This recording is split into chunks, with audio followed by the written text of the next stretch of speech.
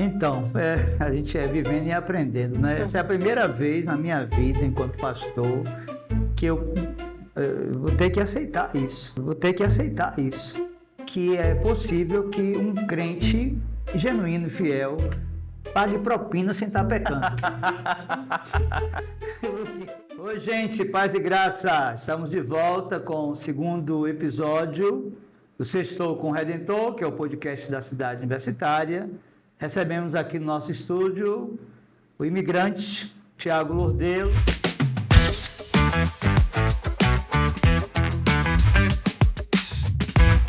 Thiago, boa noite.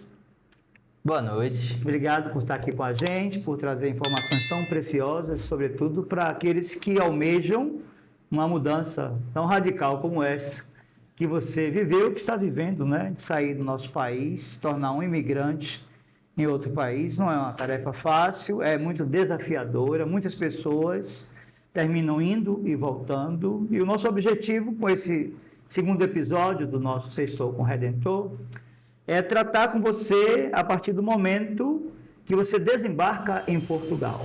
Quando foi isso e quanto tempo de preparação para que isso acontecesse?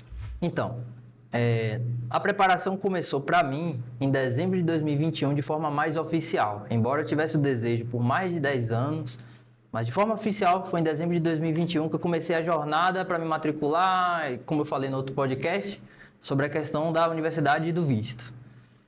O dia da minha viagem foi 12 de setembro, então foi quase um ano de preparação até que eu embarcasse no avião para chegar em Portugal. Cheguei em Portugal dia 13 de setembro, basicamente com as minhas malas, com Jesus e com muita coragem e determinação para fazer uma vida nova lá.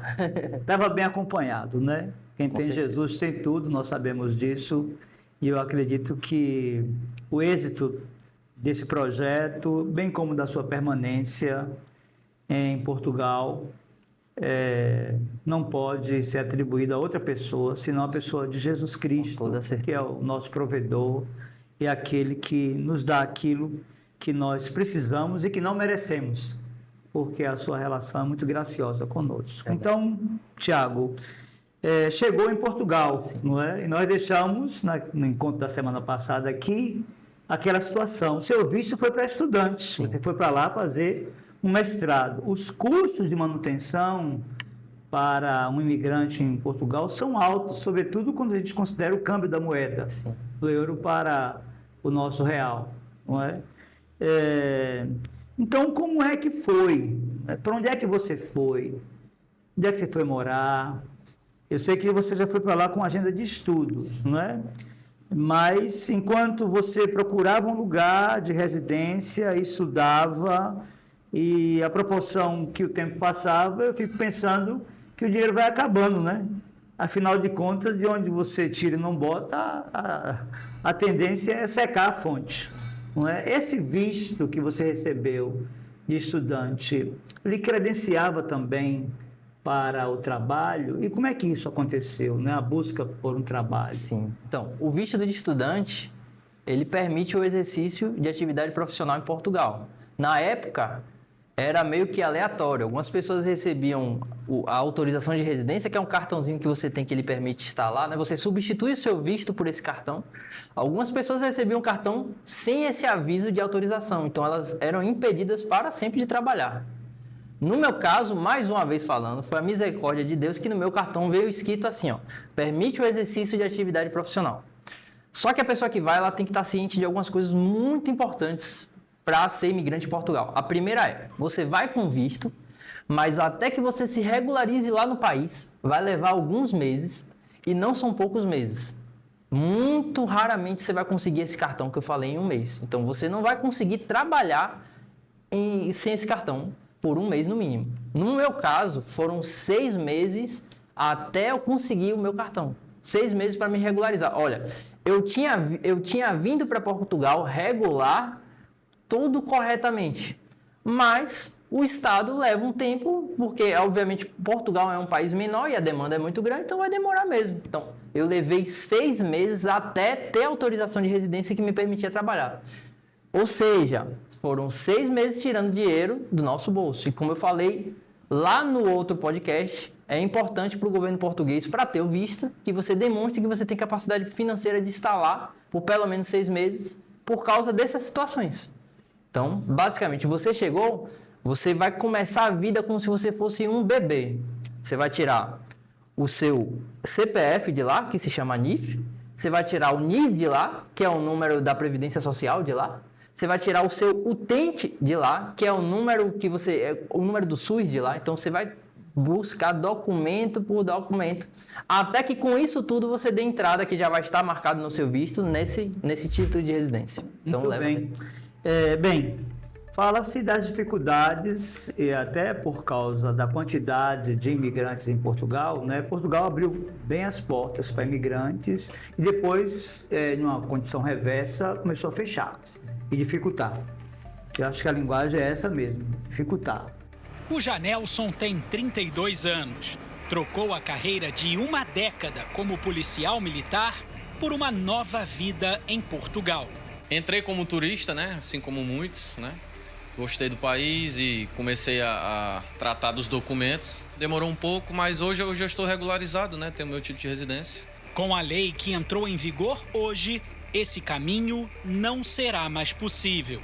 Antes, cidadãos de países de língua portuguesa podiam entrar como turistas, encontrar um emprego e regularizar a situação.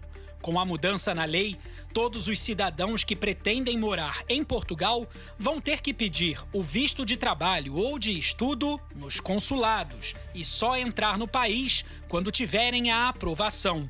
Outra mudança importante é para o visto temporário para quem procura trabalho. Agora ele está restrito a profissionais considerados altamente qualificados. O governo ainda não divulgou a lista de profissões que entram nessa categoria. Os imigrantes legais só vão poder trazer a família depois de 2 anos morando em Portugal, com exceção de filhos menores de idade ou incapazes. Os cônjuges vão precisar provar que viviam juntos no país de origem. A linha dura contra a imigração foi uma das principais promessas do novo primeiro-ministro Luís Montenegro.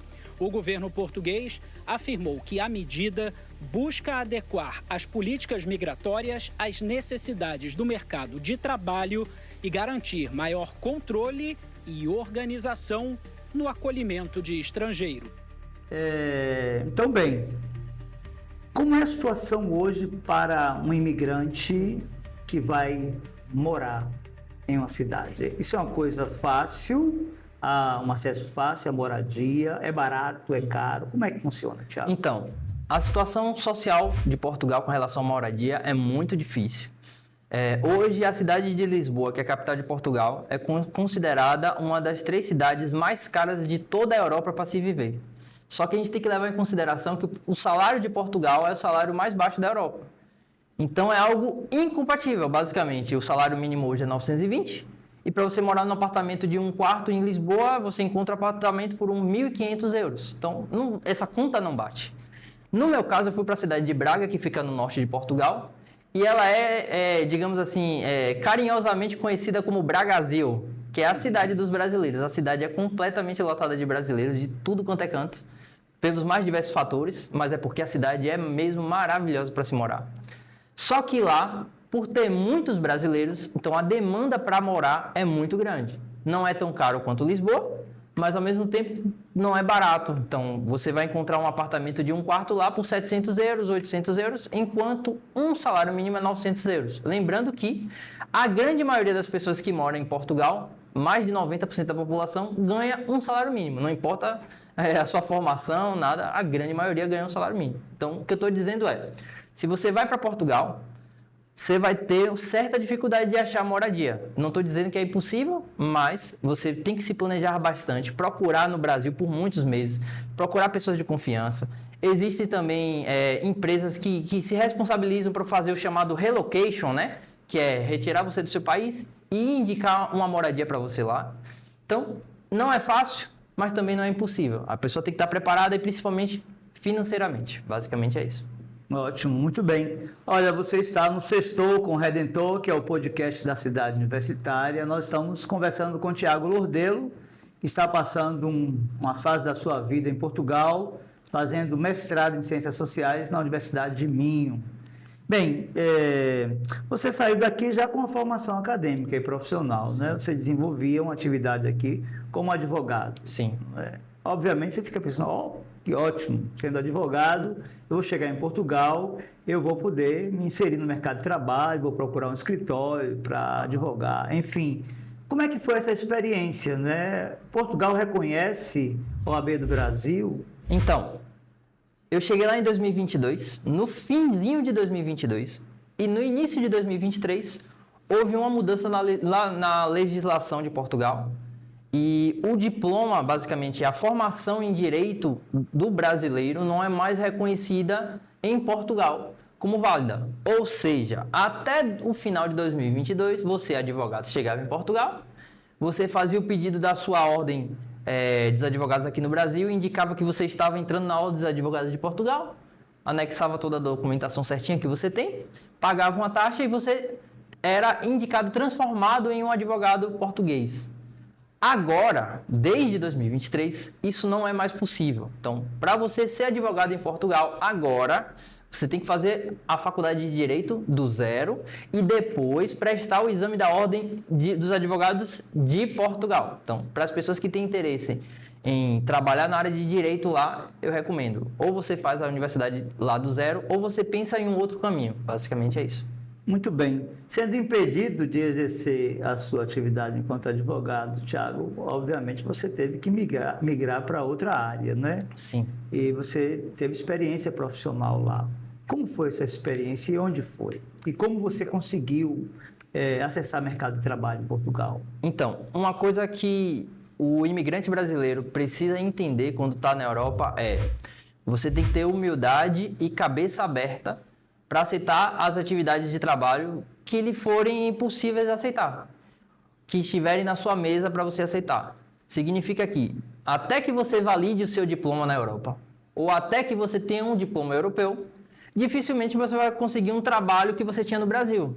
Ou seja, você tem que fazer o que der para fazer lá, claro, de forma justa, de forma correta. Então, eu já entreguei panfleto, já vendi celular, já vendi aspirador de pó, já vendi televisão, já fui call center, então já fiz diversas atividades.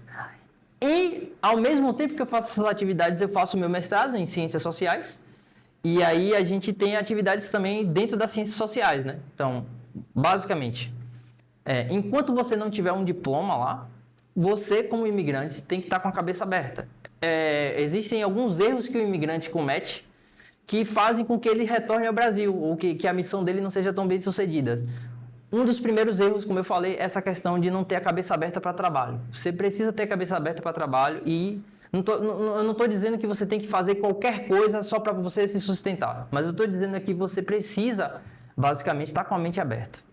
Um outro erro muito importante que o imigrante comete sobre essas questões é não se adaptar ao país que está, não perceber que é imigrante.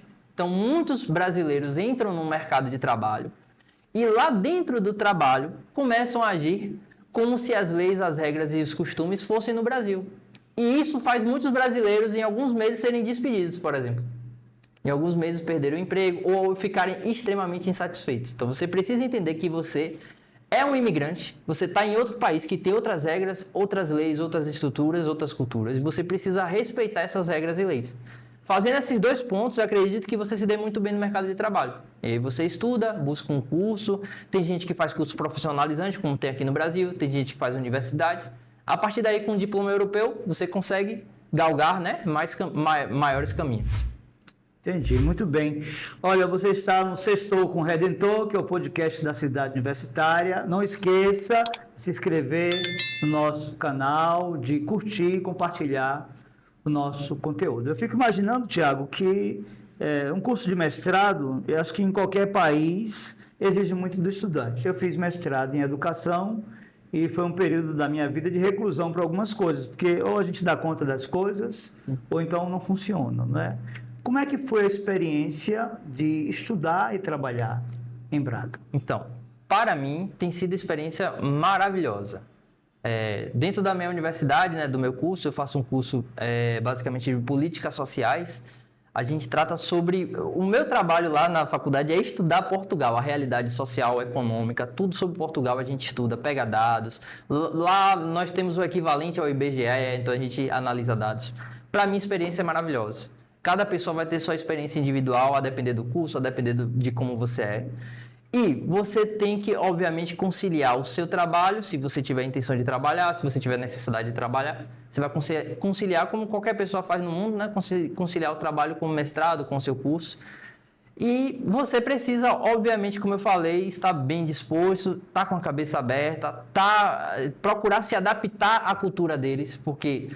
Você está em outro país, então as regras... Não existe a BNT lá. As regras... Existe o equivalente à BNT lá, que é diferente, né? Então, você vai se adaptar à forma com que as pessoas falam. O professor, ele vai falar português, mas nem sempre os termos que ele vai usar na sala são os termos que você ouve no Brasil. Então, você vai ter que aprender. Outra adaptação que você tem que fazer. Você não vai escrever em português brasileiro quando você fizer provas, fizer curso. Você tem que escrever português de Portugal. Então, existe todo esse tipo de adaptação. Se você estiver disposto a se adaptar, disposto a ser de fato um imigrante, você vai ser muito feliz. Você vai fazer muitas amizades, você vai construir uma história lá e você vai começar a perceber que você vai ganhar amor pelo país, né, que você está. Isso não vale só para Portugal, qualquer país que você imigre, basicamente. Muito bem, Thiago. Eu sei que a sua experiência lá em Portugal, na Universidade de Minho, é uma experiência de universidade pública. Sim. As universidades públicas no Brasil são 100% gratuitas, e com muitos incentivos, inclusive, né? PIBIC, grupos de pesquisa, possibilidade de extensão, mestrado, doutorado, intercâmbio estudantil. Não é?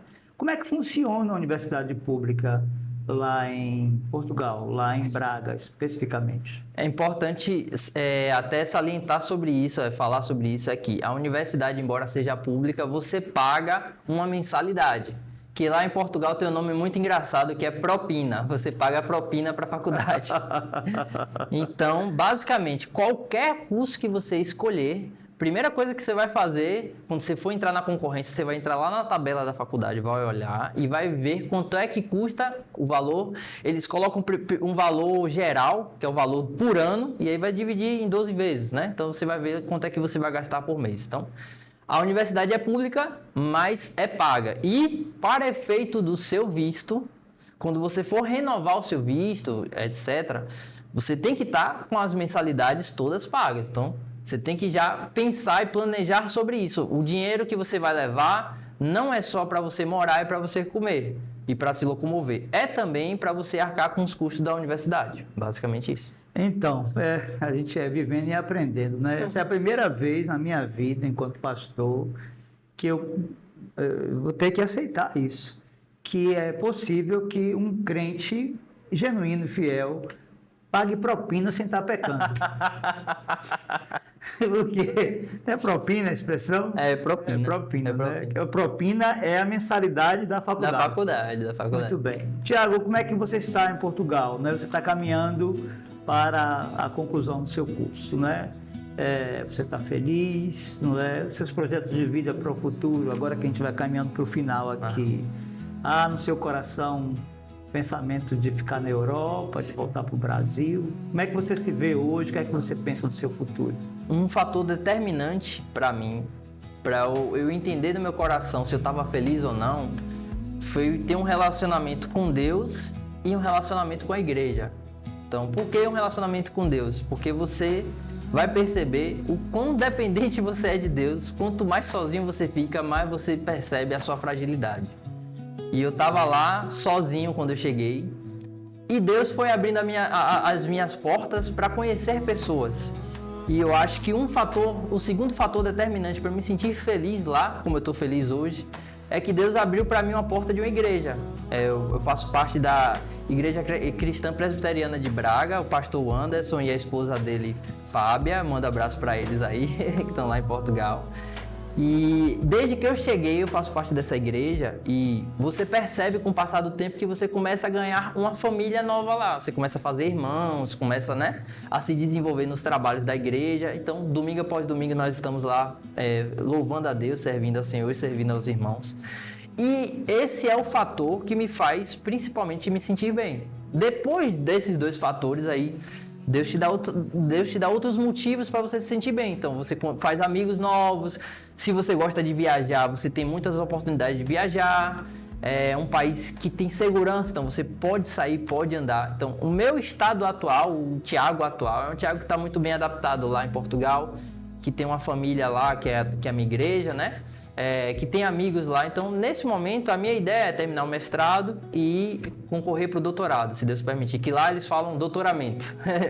Então, terminar, persistir lá e, assim, sempre seja feita a vontade de Deus. Pode ser que Deus queira que eu volte, e quando Deus quer que você faça alguma coisa, é sempre o melhor para você. Se Deus quiser que eu volte, vai ser o melhor para mim, eu vou estar feliz também. Mas, assim, se for da vontade dele, nesse momento, é continuar lá. Muito bem, então nós estamos chegando ao final, né? Foi muito importante você destacar, você que é jovem, estudante, brasileiro, inserido em uma igreja evangélica, no caso da IPB, você tem um projeto para sair do país, procure seu pastor, peça ao seu pastor que faça contato com os nossos missionários que estão em missões transculturais em outros países, para que você chegue no país e seja acolhido por sua nova família ali, a igreja do nosso Senhor Jesus Cristo. Tiago, muito obrigado. Foi muito bom, não é, o registro dessas experiências. Eu acredito que esse conteúdo poderá abençoar muitas pessoas. Que Deus abençoe você e também no retorno a Portugal, e que você possa concluir de forma exitosa a sua dissertação de mestrado. Amém, fico muito grato pela oportunidade, poder falar sobre a vida lá, falar sobre Portugal. É um país maravilhoso, é um país que me adaptei bastante e é isso. Espero que tenha ajudado vocês também.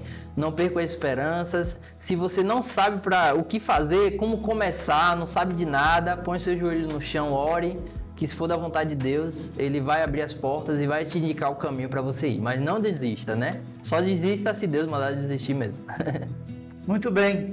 Deus abençoe. Fique conectado aí, porque na próxima sexta tem mais episódio aqui do Sextou com o Redentor, o podcast da Cidade Universitária.